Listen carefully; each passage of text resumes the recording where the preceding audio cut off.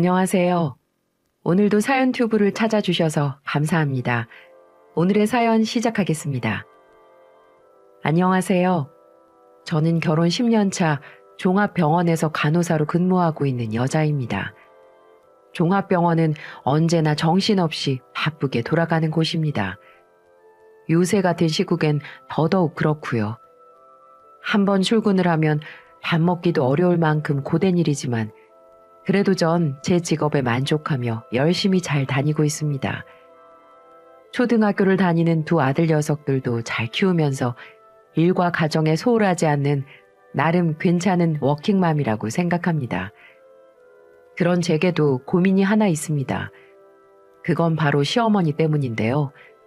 고부간의 갈등 같은 문제냐고요? 글쎄요, 이건 고부간의 갈등 수준을 넘어서 고부간의 의절 정도라고 표현해야 하지 않을까요? 웬만한 일로는 잘 내색하지 않는 저에게도 이 시어머니에 관한 문제는 아주 어렵게 다가오네요. 그래서 이렇게 사연을 드려봅니다. 저보다 인생을 더 살아온 분들의 조언도 듣고 싶고요. 그럼 제 이야기를 끝까지 들어주시길 부탁드리면서 시작해 보겠습니다. 남편은 수익 가구를 유통하는 회사에 다니고 있는데요. 100점짜리 남편은 아니지만 그래도 허튼 짓 하지 않고 가정에 충실한 편인 사람입니다.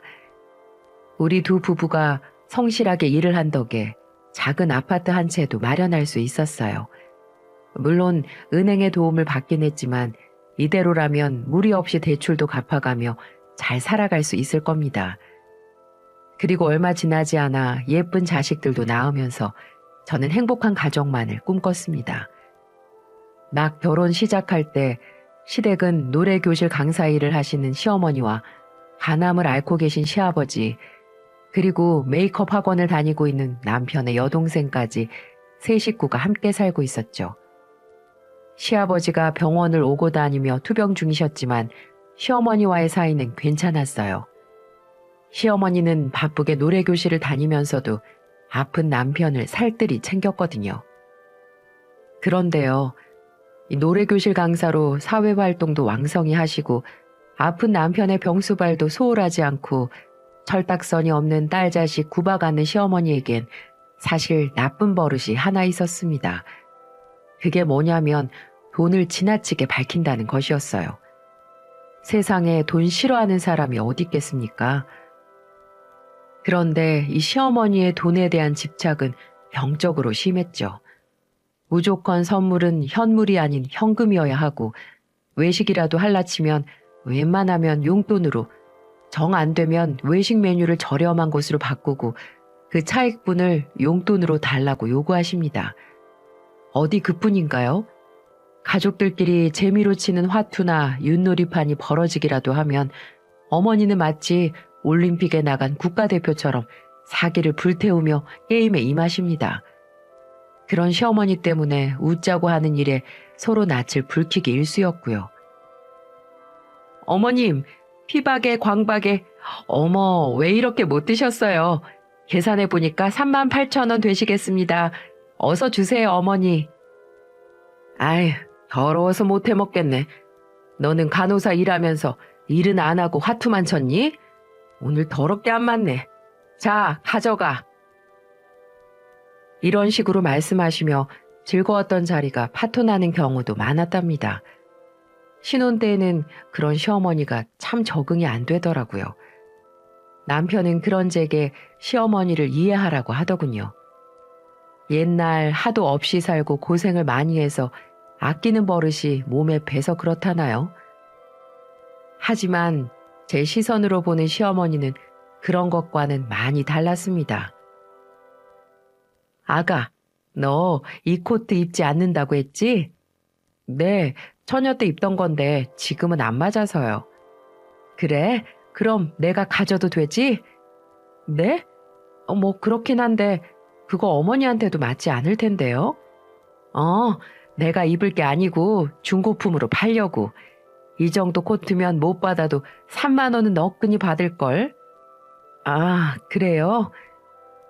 그리고 내가 보니까 너 저 에어프라이기 잘 안 쓰는 것 같던데 저것도 쓰지 않으면 내게 줘라.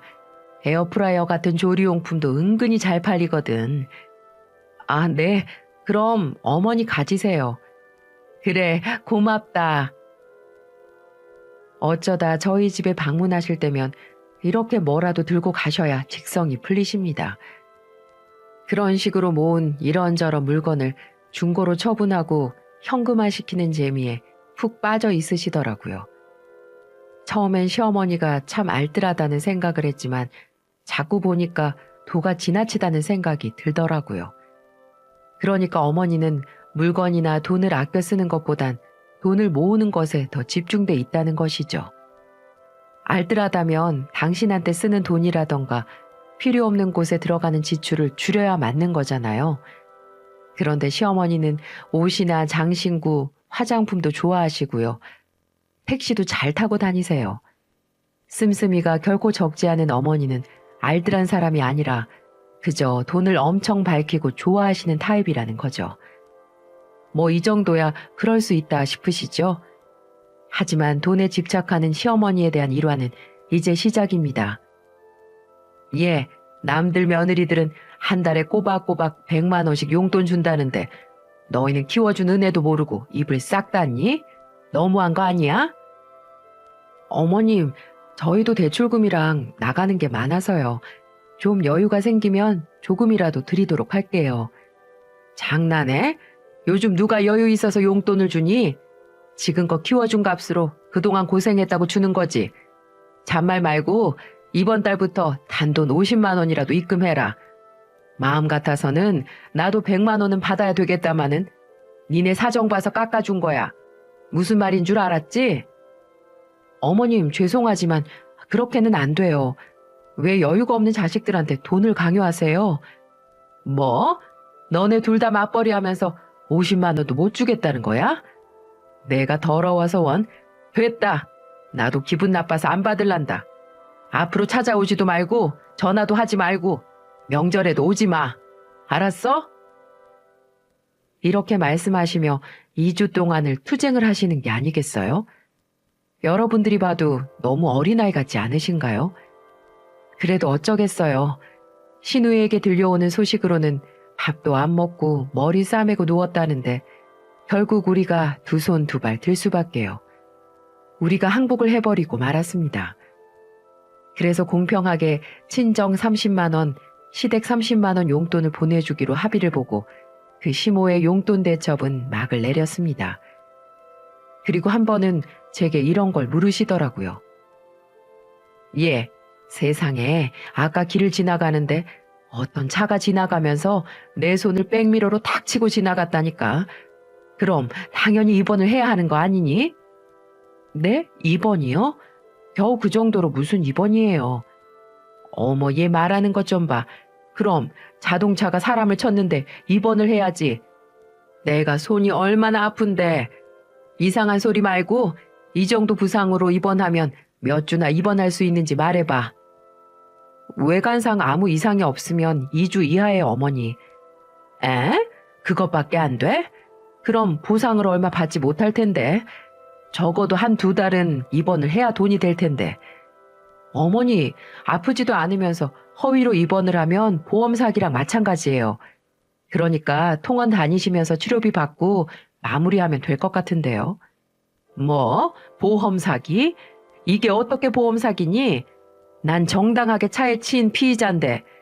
그리고 너 세상 물정 모르는 소리 좀 하지 마라. 이런 사고는 하늘에서 내려준 행운 같은 거야. 이런 걸 못 챙겨 먹는 사람이 등신이지. 이렇게 말하시는 겁니다.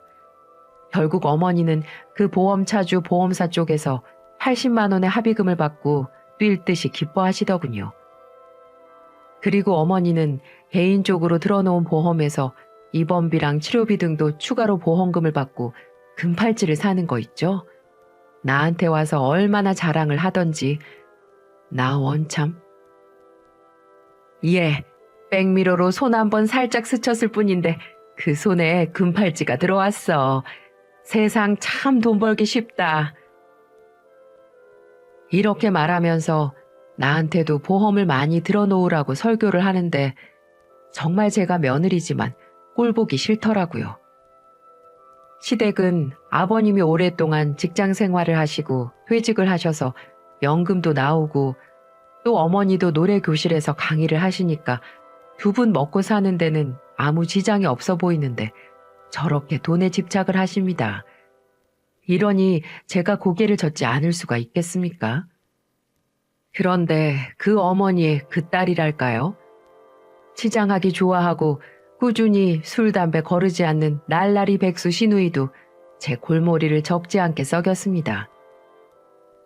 언니, 오빠가 전화를 안 받네요. 급해서 그러는데 20만 원만 붙여주세요. 네? 20만 원이요? 갑자기 20만 원은 왜요? 급해서라고 말했잖아요. 어차피 오빠한테 받을 게 있으니까 얼른 보내주세요. 계좌 문자로 찍을게요. 네? 정말 어처구니가 없죠. 급하면 빌려줄 수 있습니다. 하지만 이런 일이 한두 번이 아니니까 문제죠. 남편에게 시누이의 무례함에 대해 말하면 남편은 또 아가씨 편만 듭니다. 당신 아가씨한테 빚진 거 있어? 왜 자꾸 아가씨가 당신한테 돈 받을 게 있다고 해? 아, 그거 내가 결혼하기 전부터 때 되면 용돈 주고 옷 사주고 그래서 그래. 내가 상이 시집 갈 때까지는 그런 거 다 해주겠다고 약속했거든. 아니, 그게 말이 돼? 그거야 결혼 전에 오빠로서 해줬던 거고 이제 당신은 가정 있는 사람인데 언제까지 아가씨 용돈 챙겨주려고 그래? 그게 얼마나 된다고 그래. 매번 주는 것도 아니고 그때그때 한 번씩 주는 걸 가지고 당신 너무 예민하게 생각하는 거 아니야? 아가씨는 당신이 연락 안 되면 당당히 나한테 전화해서 돈을 내놓으라고 하는데 그게 상식에 맞는 일이야? 알았어. 내가 상희한테 말할게. 절대 당신한테 전화해서 돈 달라고 하지 말라고. 그럼 됐지? 아니, 그런 말이 아니잖아. 됐어. 이제 그만해. 하나밖에 없는 여동생 용돈 좀 주는 걸 가지고 닭다리니? 남편은 항상 이런 식이었어요. 도대체 시댁에서 어떤 환경에서 자란 줄은 모르지만 끔찍이도 시댁 식구들을 챙기더군요. 남편에게 시모, 시누이에 대한 불만을 토로하면 저만 나쁜 년 만들고 이상한 사람이 되고 맙니다. 정말 한숨만 푹푹 나오더라고요. 하지만 시누이의 경우 버릇없는 행동은 그것뿐만이 아니었어요. 저와 남편이 예상치 못하게 야근으로 집을 비우게 되는 날이 가끔 생기곤 하거든요. 그럼 아가씨가 가끔 저희 집에 들러서 애들을 봐주곤 합니다. 물론 알바비를 정확하게 쳐서 드리죠. 그런데도 아가씨는 제게 가방이며 신발을 빌려달라고 요구하는 건 기본이고요. 큰 마음 먹고 산 화장품 같은 것도 손가락을 푹푹 찔러 넣어서 못생긴 얼굴에 쳐 바르는 일도 비일비재하답니다. 그 덕분에 전 시어머니와 시누이가 저희 집에 온다는 소식만 들리면 제 물건 숨기기에 바빠지죠. 참 우스운 일이죠. 가족들을 못 믿어서 제 물건들을 일일이 숨겨야 되는 현실이 참으로 애달프더군요. 그런 아가씨가 갑자기 남자가 생겨서 연애를 하고 있다는 소식은 불에다 기름을 붓는 소식과도 같았습니다. 가뜩이나 꾸미는 걸 좋아하는 시누이인데 이젠 오죽 더 하겠습니까? 제가 대체로 수더분한 스타일이라서 그렇지 만약 아가씨 취향과 비슷한 사람이었다면 제 물건은 아가씨 손으로 넘어가서 하나도 남아있지 않았을 거예요. 그래서 어느 날 이번에는 또 어떤 남정네를 꼬셨나 물어보려고 남편에게 물었습니다. 남편과 시누이는 서로 비밀이 없을 정도로 있는 말 없는 말 다 하는 사이거든요. 하지 말아야 할 말들을 해서 문제가 되는 날도 많았지만은요. 요새 아가씨 남자 만난다며? 당신도 알고 있었어? 상희한테 대충 들었는데 한눈에 반했다나 어쨌대나. 뭐? 한눈에 반해? 저번에도 한눈에 반했다고 시집 가네 마네 하다가 3개월을 못 만났잖아. 또 엉뚱한 남자 만나서 허물막 켜는 거 아니야? 뭐 하는 남자라는데? 당신 또 말을 그렇게 해. 결혼 전에는 이 남자 저 남자 만나보는 것도 나쁘지 않지. 들어보니 무슨 사업을 준비한다고 하는데 나쁘지 않은 것 같던데? 사업 준비? 그 말은 그냥 놀고 있다는 뜻이잖아. 말 그대로 백수네, 백수. 아니, 아가씨는 그 나이 먹도록 어떻게 남자 볼 줄을 그렇게 모른대? 걔도 30이 넘었는데 연애는 지가 알아서 하는 거지. 그냥 우리는 지켜보기만 하면 되는 거야. 그러니 당신은 신경 꺼. 또 말 기분 나쁘게 한다. 근데 이번에는 냄새가 나서 그래. 그러지 말고 당신이 좀 자세히 물어봐. 홍기 찼다고 아무나 만나면 되겠어? 그래, 알았어. 제 성화에 못 이긴 남편이 아가씨가 만나고 있다는 남자에 대해서 이것저것 물어봤는데 아가씨는 그 남자와 결혼까지 약속했다며 곧 인사하러 오겠다는 말을 했다는 겁니다. 그 말에 걱정부터 앞서더라고요. 나이만 찼지 아무것도 모르는 철부지 아가씨가 남자를 제대로 골랐을 리 없다고 생각했죠. 그리고 얼마 후 저는 시댁에서 시부모님과 함께 아가씨의 남자친구란 사람을 만났습니다. 솔직히 얼굴 한번 보고 그 사람 성격이 어떨지 아가씨한테 잘할 사람인지 어떻게 알겠어요.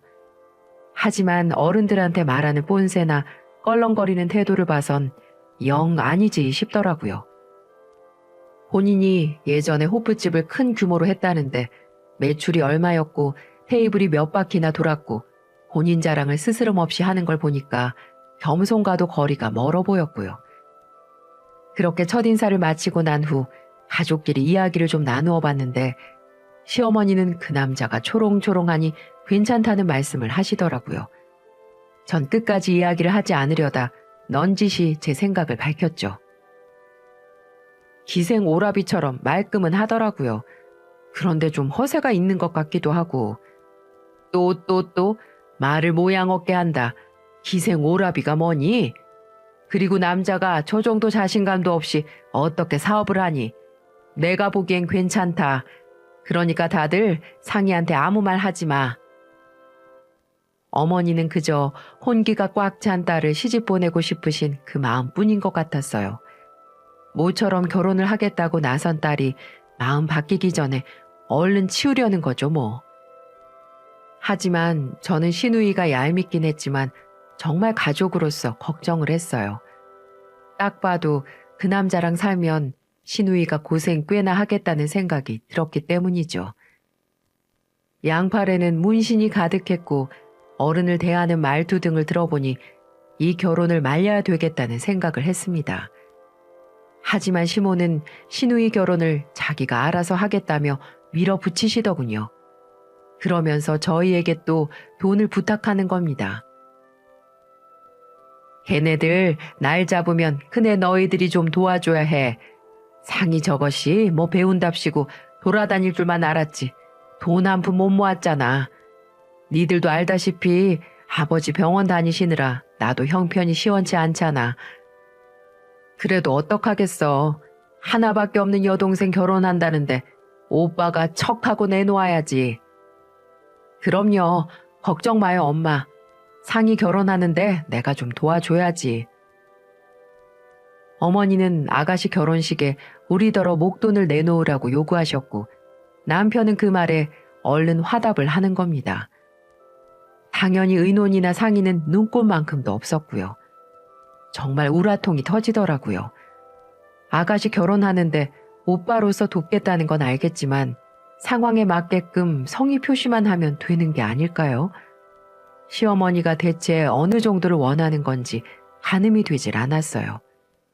참다 못한 저는 웃지도 울지도 못한 표정으로 이렇게 되물었죠. 아가씨 결혼하려면 한두 푼 들어가는 게 아닐 텐데요. 저희가 얼마나... 구색을 맞추려면 서너 장은 좋게 들어가지 않겠니? 그걸 우리가 전부 다 어떻게 감당해? 그래도 너희들이 2장 정도는 보태야지. 2장이요? 아가씨 결혼하는데 2천만 원을 보태라니 이게 말이 됩니까? 정말 기가 막혔습니다. 결혼 준비를 하지 못했으면 본인들 사정에 맞게 결혼을 해야지 왜 제가 2천만 원을 내놔야 합니까? 누가 들으면 제가 재벌이라도 되는 줄 알겠어요. 우리 결혼할 때 시댁에서 한 푼도 받지 않았습니다.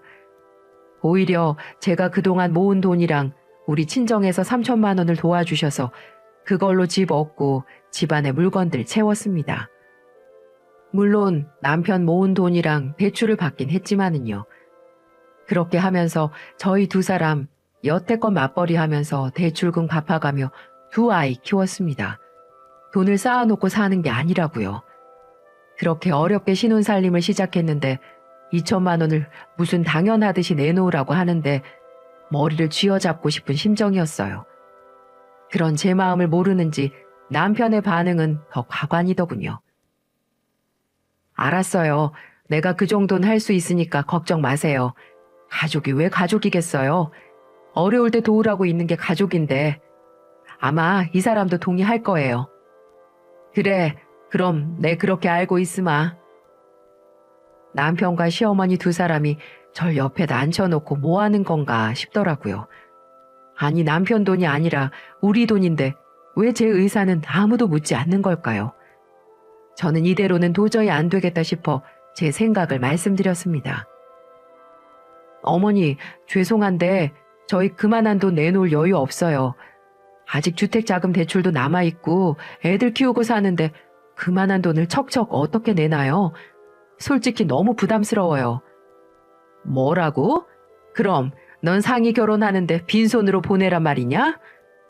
빈손으로 보내자는 게 아니라 저희도 상황이 쉽지가 않다는 말씀을 드리는 거죠. 예, 말 나온 김에 어디 한번 따져나 보자. 너는 도현이 연봉이 얼만데 앓는 소리부터 하니? 거기다가 너도 병원 꽤 오랫동안 다녔는데 집구석에 돈 1,000도 없어? 아니면 있는데 아까워서 못 내놓겠다는 거니? 어머니, 그게 아니라요. 저희 두 사람 벌어서 써도 넘치게 사는 게 아니에요. 아가씨 결혼한다고 2천만 원씩이나 척척 내놓을 만큼 부자가 아니라고요. 아이고, 얘 그런 말 말아라. 내가 노래교실 나가서 아줌마들이랑 노래하며 산 지가 벌써 20년이다. 세상 돌아가는 건 누구보다 잘 알고 있다고. 너희가 사는 아파트 시세가 지난달에 얼마고 이번 달에 얼마 올랐는지 빠삭하게 꿰고 있는 게 바로 나야. 그런데도 돈 없다는 새빨간 거짓말만 하고 말이야. 너 그렇게 안 봤는데 정말 실망이다.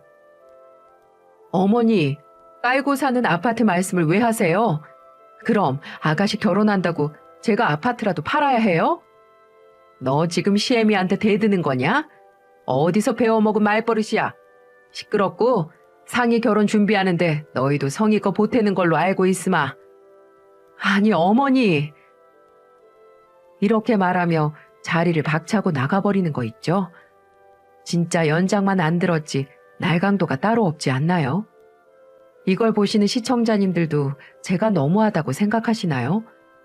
돈 2천이 누구 애 이름도 아니고 어떻게 저렇게도 쉽게 말씀을 하시는지 정말 억울해서 미치겠더라고요. 남편은 남편대로 기분 나쁘다고 절 타박하는데 이건 뭐 저만 못된 년이고 때려 죽일 년이더라고요. 전 그날 남편과 또 전쟁을 치르고 말았습니다. 당신 내 말이 틀렸어? 아가씨 결혼하는데 왜 2천이나 보태줘야 하는데 저번에 내 동생 결혼할 때 당신 뭐라고 했어? 100만 원이면 성의 표시한 거라고 했지.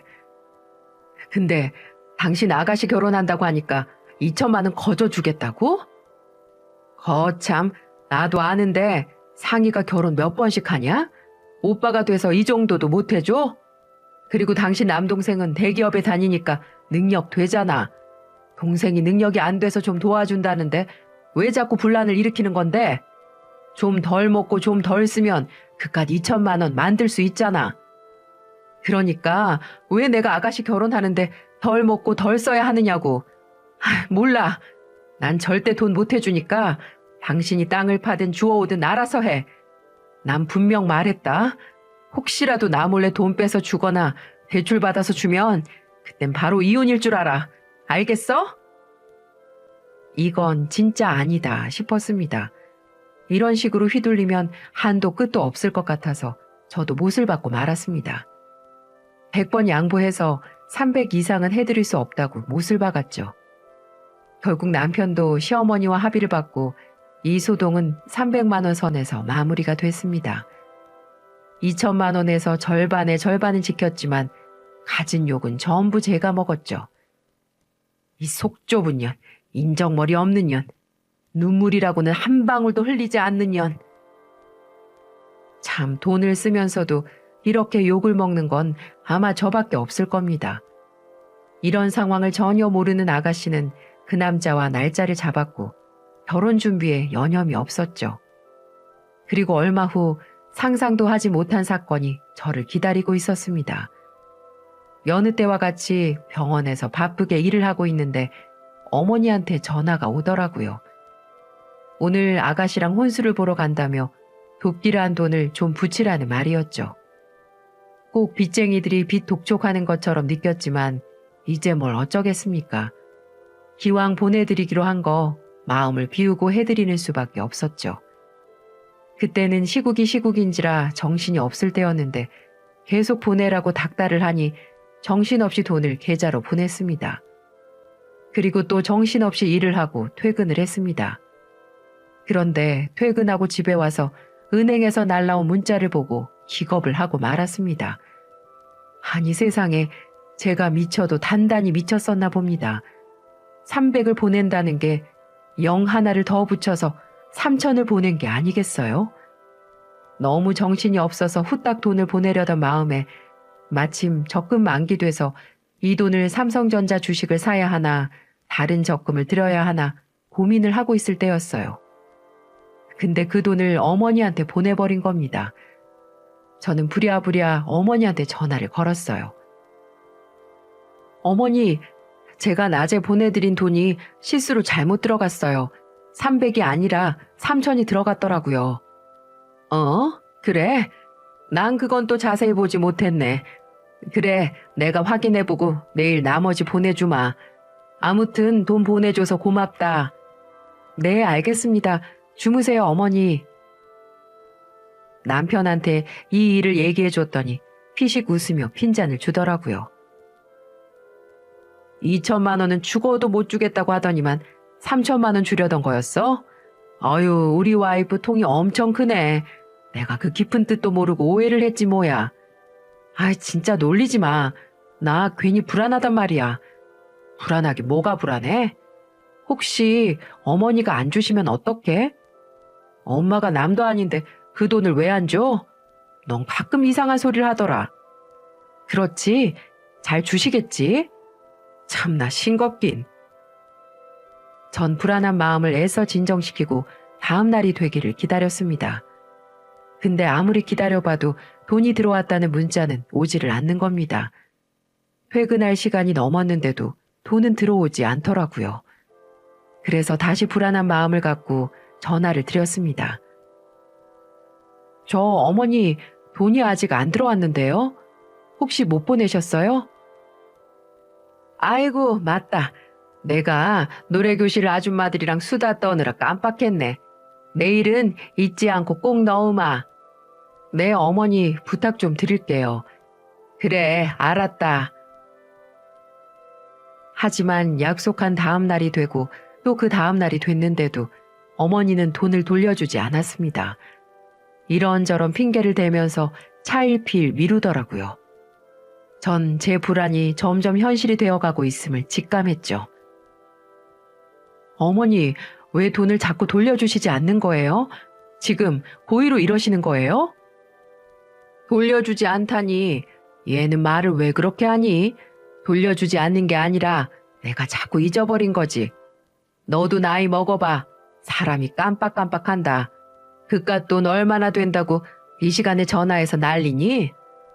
그럼 지금이라도 보내주세요. 네? 은행 문 닫은 지가 언젠데 지금 돈을 보내래. 나는 핸드폰으로 돈을 보낼 줄 모르는 사람이야.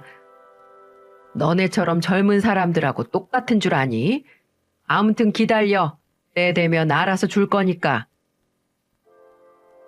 그렇게 말하면서 돈을 돌려받지 못한 게 벌써 2주가 넘어가는데 큰 소리는 어머니가 더 내더라고요.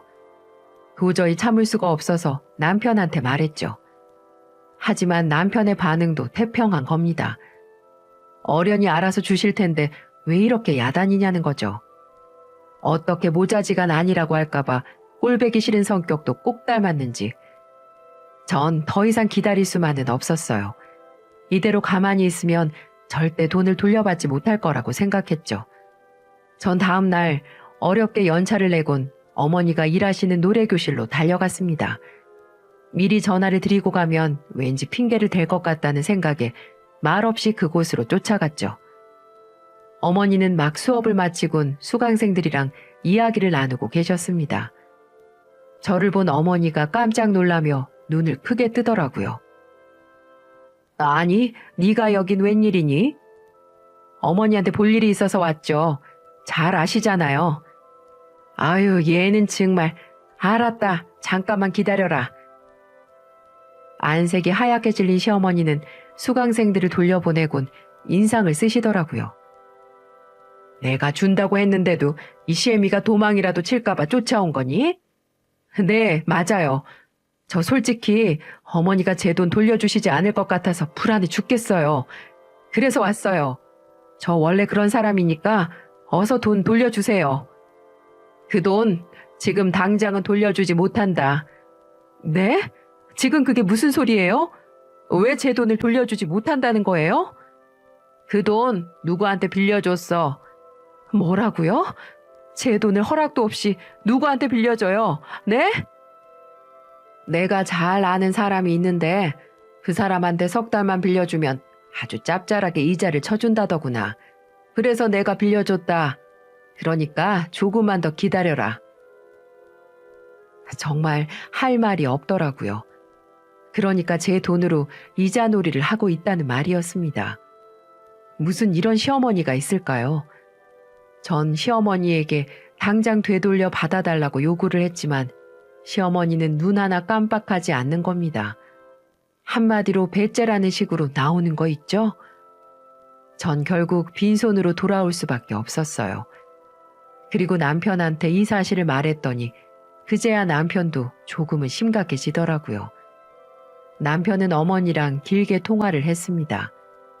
그리고 제게 와서 결과를 통보하더군요. 엄마랑 통화를 했는데 당신이 모르겠지만 미주 아주머니라고 있는데 그분이 동네에서 개모임 개주이셔.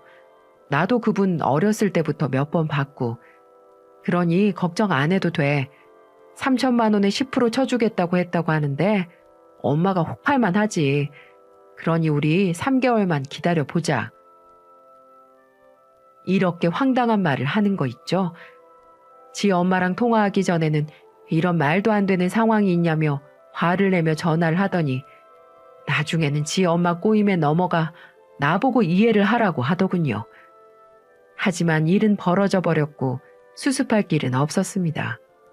그렇다고 시어머니를 경찰에 신고할 수는 없으니까요. 그런데 또 저의 속을 뒤집어 놓은 일이 벌어졌습니다. 그날 밤 아가씨한테 문자가 오더라고요. 그런데 문자 내용이 기가 막히더라고요. 올케 언니 200 잘 쓸게요. 고마워요. 200이요? 아니 분명 300을 쓰라고 돈을 보냈는데 왜 아가씨는 200이라고 말하는 걸까요? 시어머니는 그 와중에도 100을 챙기셨나 봅니다.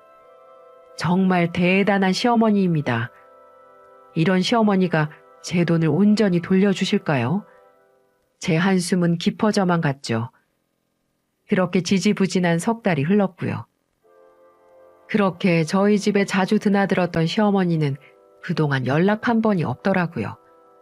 전 시어머니에게 전화를 걸려다가 그만두고 또다시 노래교실로 찾아갔습니다. 얼굴을 보고 말을 해야 뭔가 답이 나오지. 그렇지 않으면 또 이 핑계에 저 핑계 대면서 피하실 것 같다는 생각이 들었거든요. 문화센터 주차장에 주차를 딱 하려는데 마침 어머님이 누군가와 함께 나오시더라고요. 수강생인지는 몰라도 웬 남자 차에 후딱 올라타는 모양새가 이상하게 보이더라고요. 왜 여자의 직감 같은 거 있잖아요. 시어머니를 태운 차가 출발을 하자마자 전 본능적으로 그 차를 뒤쫓기 시작했습니다. 큰 도로를 따라 달리는 차가 자꾸 교회 쪽으로 빠집니다. 저는 제 촉이 들어맞지 않길 빌었어요. 아무리 시어머니가 미워도 이건 아니잖아요. 암 투병 중인 아버님은 시어머니 보고 현모양처라고 늘 칭찬을 하시는데 진짜 이건 아니라고 생각했습니다. 하지만 제 바람과는 다르게 차가 멈춰선 곳은 바로 한적한 곳에 위치한 모텔이었습니다. 전 심장이 쿵 하고 내려앉는 것 같았어요. 그 와중에도 전 시어머니가 외간 남자랑 모텔에 들어가는 모습을 촬영해 두었어요. 이 집 식구들은 제 말을 도통 들어먹질 않으니까 증거를 남겨야겠다고 생각한 거죠. 그 남자의 차량 번호판도 선명하게 찍어뒀고요. 그리고 전 집으로 돌아왔습니다. 한참을 고민한 후에 남편에게 이 모든 사실을 말해주었죠. 얼굴이 시뻘개진 남편은 무척 당황하더라고요. 그리고 자신이 자세히 알아보겠노라며 우선 비밀로 해달라고 부탁을 했습니다. 당연히 저는 알겠다고 했고요. 자신의 어머니가 외도를 하는데 얼마나 창피했겠습니까? 이젠 이 사건은 제 손을 떠났다고 생각했습니다. 부디 남편이 알아서 잘 해결하길 바라는 수밖에요.